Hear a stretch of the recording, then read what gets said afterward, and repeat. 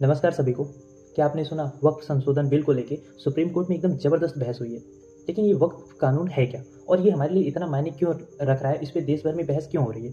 तो आज इसे ना मैं आपको एक छोटी सी कहानी के माध्यम से बहुत ही आसान भाषा में समझाता हूँ। ठीक है, तो देखो ये कहानी है रमेश की। उसकी छोटी सी दुकान है जो मस्जिद के पास है। ठीक है, अब रमेश सालों से ये दुकान चला रहा है, लेकिन एक दिन उसे नोटिस आता है कि भैया उसकी ज़मीन ना ये वक्फ बोर्ड की ज़मीन है। अब रमेश हैरान, क्योंकि उसे तो पता ही नहीं था कि उसकी ज़मीन का कोई और भी दावेदार है। ठीक है, तो वापस आते हैं अपने कानून पे। दरअसल वक्फ कानून 1995 में से भारत में लागू है और ये कानून ये कहता है कि कोई भी जमीन या संपत्ति जो किसी धार्मिक या सामाजिक काम के लिए दान दी गई हो, उसे वक्फ बोर्ड मैनेज करता है। ठीक है, यानी चाहे वो मस्जिद हो, दरगाह हो या गरीबों की मदद के लिए दी गई जमीन हो, जो भी जमीन है।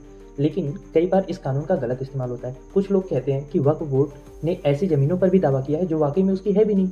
अब 2024 में सरकार ने वक्फ कानून में बदलाव का प्रस्ताव रखा। नए नियम क्या कहते हैं? नया नियम कहता है कि वक्फ की संपत्ति को ठीक से रजिस्टर करना होगा और कलेक्टर को ये जांचने का अधिकार भी होगा कि जमीन वक्फ की दरअसल है भी या नहीं।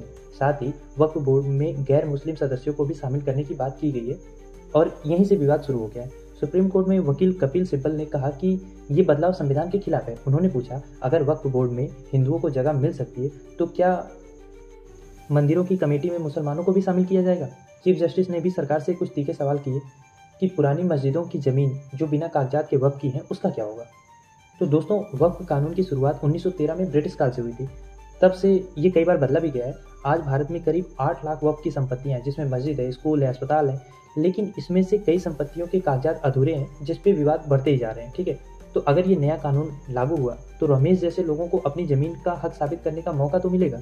लेकिन कुछ लोगों का डर ये है कि इससे धार्मिक स्थलों की स्वायत्तता खतरे में आ सकती है। साथ ही अगर कलेक्टर साहब को ज़्यादा पावर मिल गई ना, तो क्या वो निष्पक्ष होकर फैसला कर पाएंगे? इस पे भी सवाल खड़े होते हैं। तो दोस्तों, रमेश की कहानी का अंत क्या होगा ये तो आने वाला वक्त ही बता पाएगा।